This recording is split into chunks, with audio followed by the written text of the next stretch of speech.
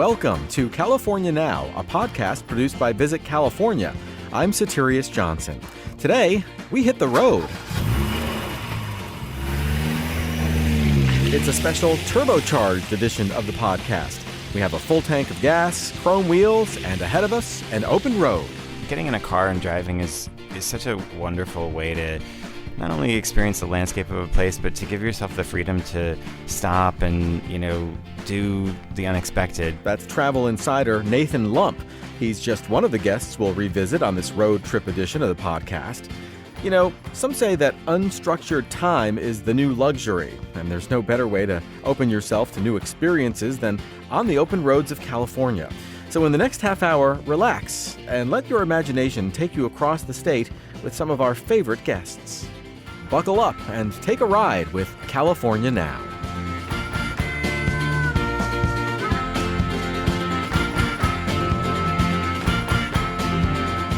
Welcome to a special edition of the California Now podcast. I'm your host, Soterios Johnson. Each episode, we do our best to introduce you to people and places that make California such an exciting place to visit. But what if you're one of those people for whom the journey is the destination? Well, there's a long tradition of hitting the road here. It goes back to the beginnings of statehood when prospectors wheeled their way to the Golden State. This road winds through the stories of John Steinbeck, through the songs of Woody Guthrie, to the Beach Boys and beyond, and it co-stars in films like Easy Rider and Rain Man. Today, we honor the California road trip. In its modern form, your adventure probably begins with your arrival by air. Rent a car, and you're ready to hit the road. You'll never run out of exciting destinations, and just maybe, it'll be the journey itself that sticks with you for a lifetime. We'll start about 100 miles north of San Francisco in Anderson Valley. It's part of Mendocino County and contains beautiful coastline, agricultural areas, and well-established vineyards. Recently, I spoke to travel expert Nathan Lump, and he told me a great story about exploring Anderson Valley by car. I'd never been there, and I was going to be in Napa for a birthday celebration. And so I said to my husband, let's get in the car and drive up there because it's a part of California I've never experienced before, and it sounds really, really awesome. Yeah, it sounds like the perfect little road trip. And speaking of road trips, it seems like the entire category is having a moment right now. Why do you think road trips seem so appealing these days? I think people like the idea of slowing down a little bit and kind of immersing themselves in places that, getting in a car and driving is such a wonderful way to not only experience the landscape of a place, but to give yourself the freedom to stop and, do the unexpected. In fact, on our trip, we drove up from Calistoga. We took 128 out of Calistoga up towards Mendocino, and had one of those serendipitous moments where we found ourselves at a certain point where we were hungry for lunch, and we weren't quite exactly where we thought we were going to be at that moment because we left a little bit later. And so we did this detour. We went up on Highway 101. We got off the 128 and went to Hopland, which is not necessarily a notable thing. But when we were going back then to get into Anderson Valley, because we took that detour, we ended up on this little road called Mountain House Road that took us back to the 128. And that road was unbelievably beautiful. It's kind of winding through the hills and dales of Anderson Valley, surrounded by agricultural land, and it was such a treat. And we never would have been on that road if we hadn't made that detour. If you don't mind, I'd like to climb into the passenger seat and join you on a recap of the journey. Anderson Valley, if you haven't been there, is like people often say Sonoma's like Napa 20 years ago. Anderson Valley is really like Sonoma 20 years ago. Wow. It's it feels really agricultural, super kind of local. When you go into a tasting room, you're often tasting with the winemaker or the owner of the vineyard or winery. And everybody's like, it's super chill and friendly, and people give you more ideas of other places to go. Like the first place we stopped on the way in on 128 was a place called Yorkville Cellars, which is basically the first one you come to. And the guy who owns it, who's there doing the tasting, he knows that he's probably your first stop. And so one of the things he does when you're done with your tasting is he pulls out the map and goes through all of the wineries in Anderson Valley with you, and gives you his recommendations. It's such a nice experience. It feels It's really warm and actually really helpful. Another one of the places that we stopped after that was another place called Pennyroyal Farm, which is a winery but also a working farm, and they raise goats and make their own cheese. And so one of the things that's awesome there is that you can do a wine and cheese pairing kind of tasting, which is such a nice experience to have the wine with some food, and their cheeses are really awesome. So that was a great place. And then we stopped in Boonville, which is one of the little towns, like adorable little town. Got some ice cream at a place called Paysan, and there's a wonderful store there called Farmhouse Mercantile, which is like the most attractive kind of hardware store you'll ever see in your life. And then we ended up staying the night at a place called the Madrones, which is it's a little kind of complex of Mediterranean style buildings. Complex makes it sound larger than it actually is, but it's basically a B&B, and it's super, super cute. The guys who run it are on site, and and one of the nice things there is that in addition to the rooms, and they only have a handful, they have some extra space that they rent out to other people. So they actually have a couple tasting rooms on site and their own shop, which is really wonderfully curated with lots of great stuff for the home. It's so amazing to be able to, have access to the amazing wine and food, and then on top of that, to have that personal touch from the people who you meet. Yeah, and that's the great thing about these kinds of destinations, I think, is that, because they're not wildly commercialized and super heavily touristed, you just, people have a little bit more time and they're on hand and they're really excited that you're there. We went for dinner that night to a restaurant called The Bewildered Pig, which is in Philo, which is turned out to be, we did a tasting menu. It's run by a husband and wife team. He's in the front of the house working the room. She's in the kitchen cooking, and the food is so memorable. It's really some of the best food I've had in a long time. I still think about a dish that we had on that tasting menu, which was so incredibly simple. It was a grilled white peach with homemade herbed ricotta cheese, some prosciutto, foraged greens, and some tangerine oil drizzled on top. And, all those ingredients are super simple, but put together, they were all so fresh and put together, just kind of created this, just magic on the plate. It's pretty amazing that you can remember so vividly the experience or, a meal that you had weeks and months later. That says a lot. Yeah, no, it's, when you've got those things that really kind of touch you in a way, you really do remember them. Well, great wine, interesting restaurants, natural beauty, the lure of the open road. It sounds like your Mendocino County road trip checked a lot of boxes. It really did. I'm gushing a little bit, but seriously, it was a really wonderful trip. Sounds dreamy. Thanks so much for joining us, Nathan. Yeah. Thank you, Soterios. It's great to be here. That was travel expert Nathan Lump. Our next stop is perhaps the most famous thoroughfare in California. With its Pacific Coast Highway stretching 655 miles, California has one of the most epic road trips you can take.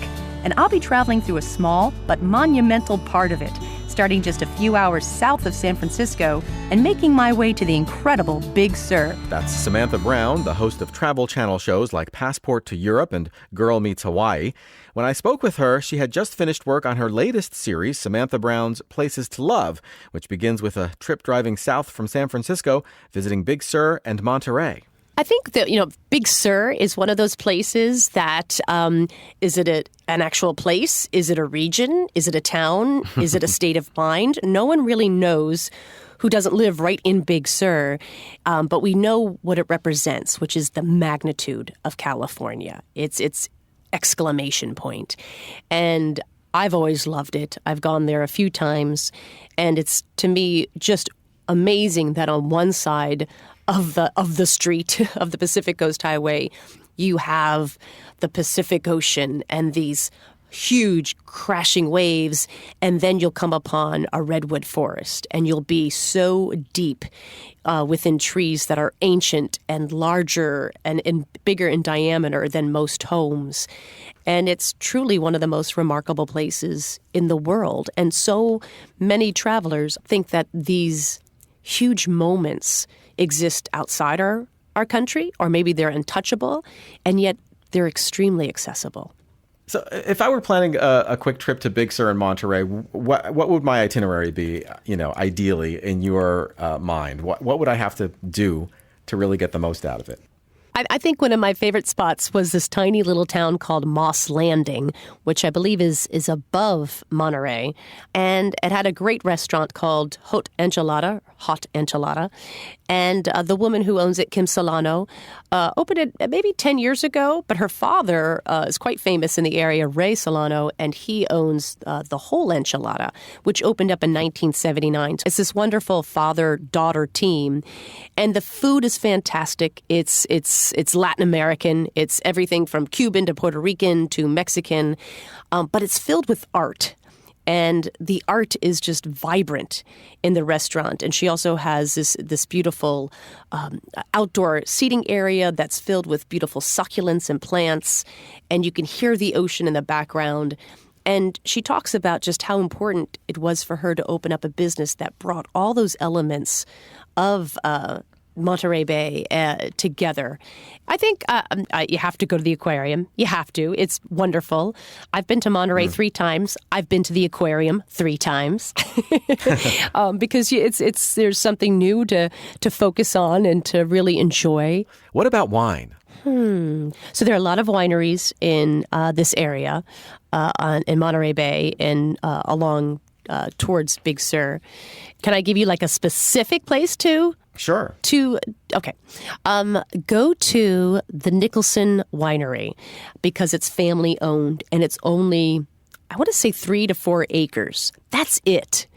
And so even though California is known for this massive wine industry, it also has these tiny, tiny boutique places that literally just sell their wine at their winery. Kind of like not quite out of the trunk of their car. It's actually a really nice winery, but it's that personal experience that you have at a family-owned place that I think you're going to love.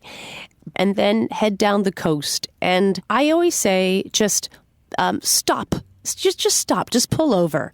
And especially go to the farm stands that you see along the way. And we stopped at a beautiful one called Pizzini's Farms.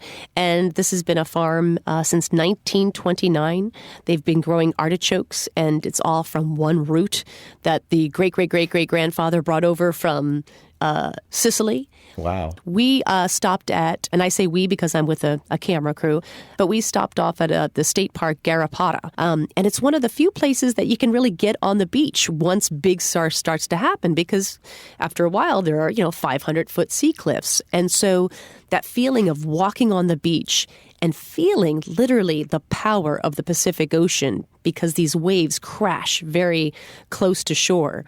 And you feel that power. And in the distance, you can see whales. And that's a state park that again, this is totally free. This is something we all have access to. And so make sure that you stop at that state park. Do those ridiculous views of the Pacific coast in Big Sur, do they still take your breath away? You've been there several times now. Oh, yeah, absolutely. In fact, 2 of our crew members are like from Santa Barbara, and they were just like, oh, my gosh, I cannot believe this. Yes, that's just unbelievable. So even people from California never take it for granted. All right. Thanks so much, Samantha. Great.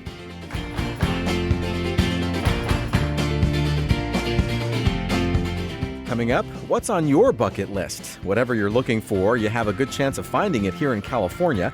Maybe it's a night under the stars of Death Valley or a tour of the latest architectural wonders of Southern California. We'll talk about those as well as olive oil, craft breweries, and more, all coming up on the California Now podcast. Author Sam Lubell has written 8 books on architecture, including the fascinating Mid-Century Modern Architecture Travel Guide. I asked him to design a road trip, taking in some of the best in recent California architecture. We started in San Diego and worked our way north. Probably my favorite new building there is the Central Library in San Diego by Rob Quigley. And essentially what he did there, this library took so long to build, but essentially he's bringing back the idea of this sort of take your breath away, awe-inspiring central space, sort of an atrium to reading room where you look up and in several floors up at a time, and sort of it brings sort of the grandeur back to architecture spaces in a really contemporary vocabulary. That sounds very cool. What's next? Probably the next one is in Anaheim. And that is the new Arctic train station, not Arctic like in the Arctic, but Arctic, which is a long acronym that I won't get into. But essentially, it's a train station that was built to anticipate high-speed rail coming to the state, but it's already being used for regular rail and also to host buses and other forms of transportation.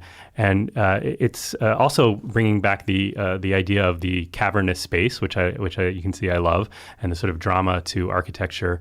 It's one continuous hall. That on top is actually covered with plastic panels. They're called ETFE panels. They're inflatable, and that basically helps with insulation, but it also allows for natural light to come into the space from all around it, and it opens it up, and it's really one of the coolest new spaces in California. Nice. I'm guessing LA has got to have some cool buildings, right? LA definitely has some cool buildings and a lot of cool architects, but probably my favorite, not original, the newest the new major art museum is the Broad, which is built by Diller Scofidio and Renfro, and it's on Grand Avenue in downtown LA. It's really injected a lot of energy into that area, and it's the art collection of Eli Broad, one of the richer men in LA, and it's basically it's got sort of this waffle exterior made out of it's really high-tech fiberglass panels that were sort of formed in a pattern that you really couldn't do without computer fabrication. And inside, you kind of take this long escalator tube ride up from this kind of cave-like first floor up to this open and completely spacious second floor, where you're bombarded by art, but also bombarded by natural light, which is rare in art spaces. Right. Where to next? Next, I would go up to Silicon Valley, and I would kind of look at a group of buildings, and that's the new buildings by the monster tech companies. That includes Apple, Samsung, and Facebook. And Apple, the new headquarters by Foster and Partners, is incredible. Like Apple, it's an incredible kind of perfectly detailed building. It's a giant disc known as a lot of things, flying saucer, donut, and in the middle there's a giant park. It's absolutely wonderful, except that you can't really visit it. You can only overlook it from the visitor center, and that's very Apple, and it's closed off, and there's walls around it. So urbanistically, I'm not a fan, but architecturally, I am. Samsung's new headquarters was designed by NVVJ, and the idea of that is to actually build towers around central courtyards that keep repeating every few floors, so that employees will walk out into natural spaces as often as they can and interact as often as they can in the outdoors, which makes a lot of sense in California. And on the lower level, there's public plazas that people can walk through. So that urbanistically works a little bit better. And then finally, Facebook by Frank Gehry. And the best part of that project, also very private because it's Facebook, is a roof, a planted roof where basically the whole staff hangs out most of the time, and really a smart use of a green roof. So those are some of the many new tech headquarters, and Google's trying to catch up, so they're coming soon too. And we have to hit San Francisco, right? Yes, definitely have to hit San Francisco. And my favorite building there is actually not quite done, but it's the Transbay Transit Terminal, actually meant to be the other end of high-speed rail, but also hosts a lot of other transportation options. Sort of an incredible open space, again, bringing in natural light and bringing in sort of that cavernous feeling of the old train stations that you see in Europe. But the highlight is also another green roof, and it's basically a giant park. I don't know how many acres, but it's several acres, and it's got meandering pathways through it, and it's a public park on top of the building, which I think is really, really a smart design. All right, so we have time for one more cool new building, what do you choose? I go to Oakland, actually. It's not brand new. It was built in the last maybe 10 years, but it's a cathedral. It's the new Oakland Cathedral. It's called the Cathedral of Christ the Light, and it's by SOM. And if you like to be inspired by holy spaces, it's a great place to go.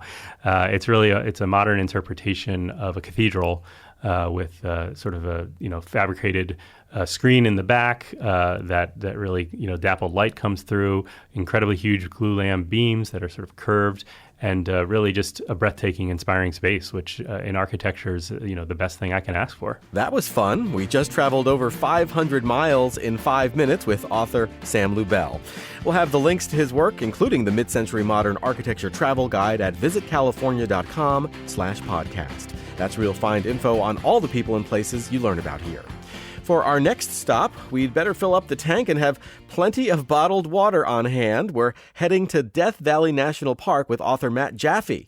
Everything about the region is extreme. The park covers 3.3 million acres and is bigger than any other national park in the lower 48. It's also the hottest and driest place in America, with summer temperatures peaking north of 120 degrees. But Matt told me it's well worth the drive. Death Valley is one of those places that really reorients your sense of what the world's about. I know that sounds a bit grandiose, but it is true, especially when you're coming from a major city like Los Angeles and you get out into this really vast expanse, and with huge skies, towering mountains, salt flats, you name it. There's a real feeling of liberation where you're kind of reminded just how big the world really is. All right, I buy that. So your mission today is to help us hack Death Valley. By the time our conversation is over, our listeners should have enough information to begin planning a trip of their own. So are you up for the challenge? I am. Okay, great. Let's start with a bit of geography. I feel like I know where Death Valley is on a map generally, but how remote is it? Like, how long does it take to get there from, say, Los Angeles? You can get to Death Valley in under 5 hours, and it's actually a pretty easy drive from LA. It's northeast of the city. You basically shoot up State Highway 14 and take a few more roads, and again, it's an easy drive, and it's a spectacular drive too, because one of the things I find remarkable about California, and especially Southern California, is how quickly you can get out of the city and just be into a very different world. It sounds like actually just getting to the park makes for a great road trip. Oh yeah, it's a terrific road trip. You're not on any kind of major freeways once you're outside the LA area. It's much more 2-lane roads, very drivable roads. Nothing too hectic.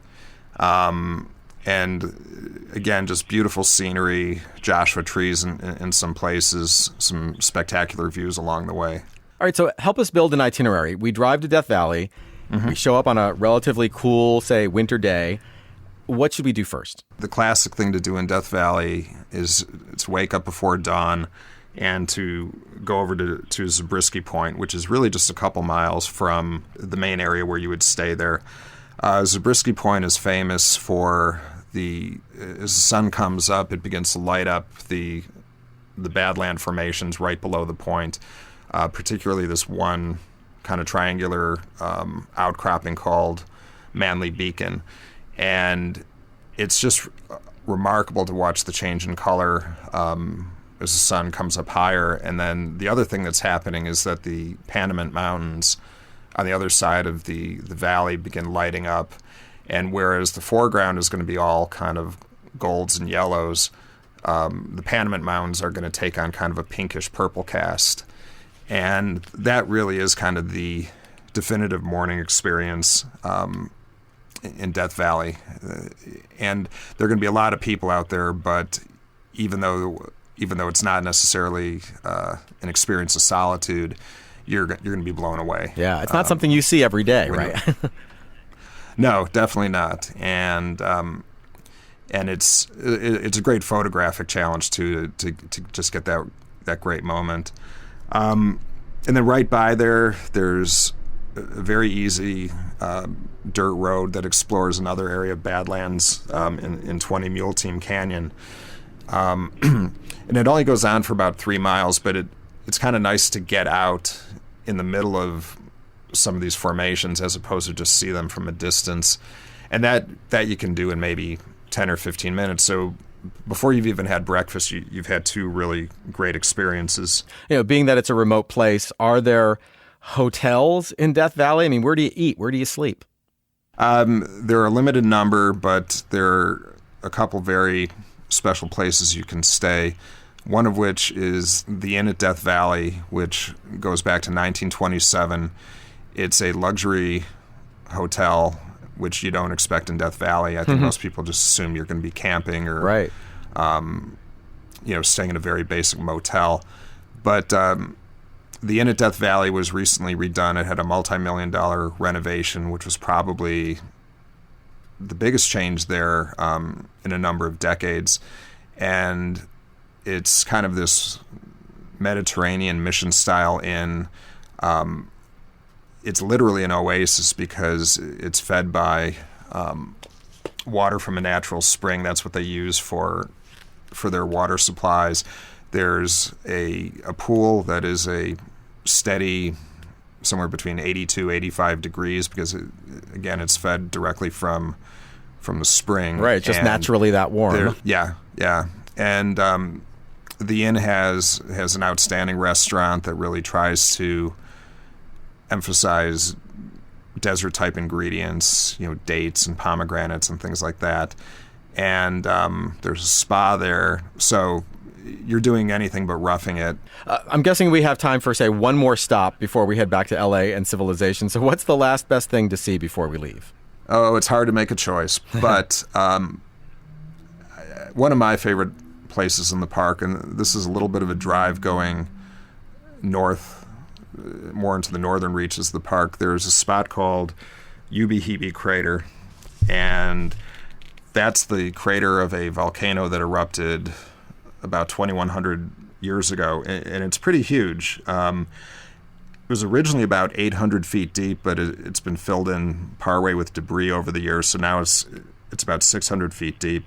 But there's a trail that, about 1.5 mile long trail that circles along the rim of the crater, and you get very impressive views out over the landscape. Ubehebe Crater is part of a larger volcanic field, and then just looking down into the crater is very impressive. It's just it's colorful, it's deep, and it goes back to that whole point of how Death Valley recalibrates your sense of the size of the earth, because here it's relative to the rest of Death Valley, it's a relatively small feature, but when you're standing on the rim of it, it just looks enormous. Matt Jaffe is a veteran travel writer. You can find his prose in Los Angeles Magazine, the San Francisco Chronicle, Sierra Magazine, and many other outlets. Coming up, perfect pairings for your California road trip. We'll visit some of the many craft breweries that make the state a beer lover's paradise. And we'll revisit a story that was a real eye-opener for me. You may have been to a wine tasting before, but have you ever been to an olive oil tasting? That's next on California Now.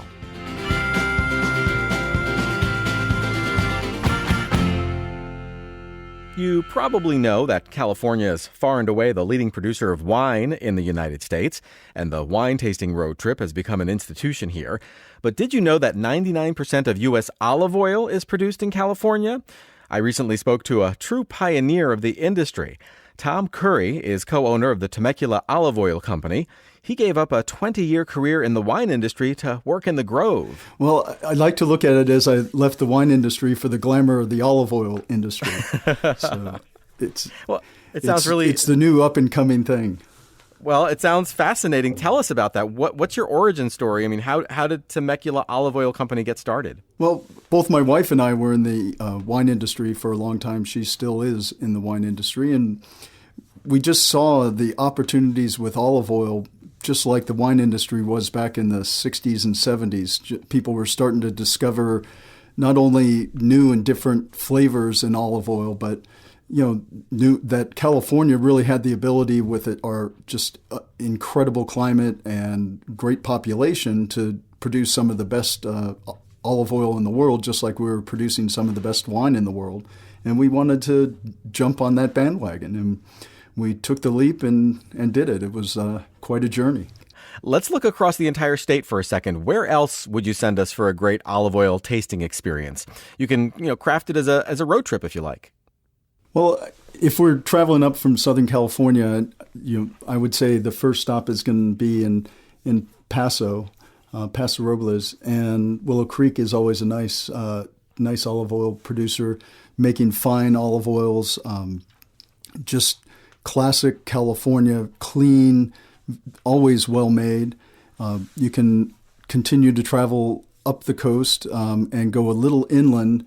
I think as a contrast, if you stop in Lodi, which has some great wines, by the way, I love some of the old vine Lodi wines, and take a little trip to the Cordo Olive Oil Company. So you'll see with Willow Creek a classic small boutique producer, and then you can go to this Cordo, who is the second largest producer of olive oil in California, and just see the contrast. They're both making wonderful olive oils, just on a different scale and different style. So you get a good contrast. And then traveling up to Sonoma, the Olive Press, who has been around for a long time, they're at the Jacuzzi Winery, and they have a fantastic facility that has a gorgeous tasting room, and you can see the mill right there. So that's a wonderful wine country experience as well. What about one that's in a surprising location, somewhere you wouldn't necessarily expect to find world-class olive oil? Well, I think if you travel further up past Sacramento, up into the Sacramento Valley, there's no place better than to stop in, say, in Corning, which is the olive capital of the world. There's a few really good producers in that area. The Corning Olive Oil Company is up there. It has been always the hub of California olives. Anyone that has spent any time in their childhood or anything driving up Northern California might remember the olive pit right off the highway, and there's olive trees all around there. It's kind of a forgotten area as far as wine and those kind of things, but for olive oil, it's really the traditional hub of olives in California. That's master taster Thom Curry. He's the co-owner of Temecula Olive Oil Company, which has 5 tasting rooms in Southern California.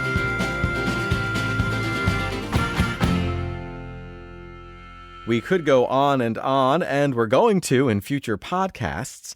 This episode must come to an end, but the nice thing about planning a road trip is imagining the sights, sounds, and experiences ahead. And here's one that I can just about taste. I spoke to Jeff Smith, the writer and director of the film Craft, the California Beer documentary, and I asked him to plan the ultimate California craft brewery road trip for us. I don't know how you could start anywhere but San Diego with 140 plus breweries, one opening at least every week. I don't know how you wouldn't stop at Stone Brewing in Escondido. It's an absolutely amazing experience. It also happens to be in an industrial park, but that's how most brewers are. So if you start at Stone, if you have the time, I'd head west on Highway 78, which is also known as the Hops Highway. There are, 25 breweries between Escondido and the beach. The best part is that you could end the day at the beach at Pizza Port in Oceanside for some great pizza and some great beer. Okay, so we're heading north from San Diego. Where do we go next? Yeah, as we head north, I'd stop in Anaheim, in Orange County. There's one great one would be Bottle Logic Brewing in Anaheim. The guys, they're really innovative and are usually in and around the brewery. And like all brewers, they love to talk beer and answer questions. If you had more time, I would head towards LA, up to Long Beach, and stop at one of my personal favorites, Beechwood Barbecue. Not only is the beer amongst some of the best, in my humble opinion, but the barbecue food is killer. Do they happen to make beer to pair with the barbecue? I mean, is that a thing even? I don't know that they specifically brew beer to pair with barbecue, but let me tell you, it pairs just fine. Okay, so what's the next stop on our tour? I'd have to say Sacramento. The guys at Track 7 always have a really delicious beer selection. They know what they're doing. I think they have 3 locations in Sacramento now too. They're expanding in making killer beer. And then J.E. at Roostaller grows his own hops and uses local Sacramento hops in all his beer. I think I actually heard that Roostaller found some of the heritage hops rootstock that was originally used back, before the whole industry went down in Prohibition, which is really cool. So you can actually kind of taste the beer that people were drinking 100 years ago. Yep. He's brewing one of their original recipes from, 100 years ago. Do you think, are California brewers kind of pushing the limits in some ways? Yeah, I mean, just with hops alone, just cramming the amount of hops that these guys have over the years. That's really what West Coast IPA is. But along with hops, the ingredients list is ever-changing and never-ending, from chocolate to cinnamon to habanero peppers, vanilla, one with curry. Everything is possible. That is really cool. So what's our next stop? Have to be Chico with the legendary Sierra Nevada. Ken Grossman got his start brewing in his garage and is now considered one of the grandfathers of the industry. Their classic pale ale was first brewed in 1980 and is what many brewers consider their first foray into craft beer. And the last stop in our California craft brewery road trip is going to be, San Francisco? How do we top off this visit to the state's brewing highlights? Well, you gotta hit Anchor Steam. Yeah, right there in the heart of San Francisco. It's crammed into a whole block in the middle of the city, which is really not common for breweries. You gotta stop and have one of their fabled steam beers and take the tour here. The copper tanks that they've been using for 100 years are absolutely beautiful. If I had a little more time in San Francisco, I'd stop for a fresh pour of a Hell or High Watermelon at 21st Amendment. It's also right in the city and within walking distance if there happens to be a Giants game. And that's another good pairing, right? Baseball and beer. Absolutely. Jeff Smith is the writer and director of Craft, the California beer documentary. Well, that's it for our special Road Trip Greatest Hits podcast. Getting out on the road and discovering new people and places, that's what this show is all about. We're working on some great new stories to share with you in the weeks and months ahead. Thanks again for listening to California Now. You can find us on iTunes and Stitcher. Please subscribe.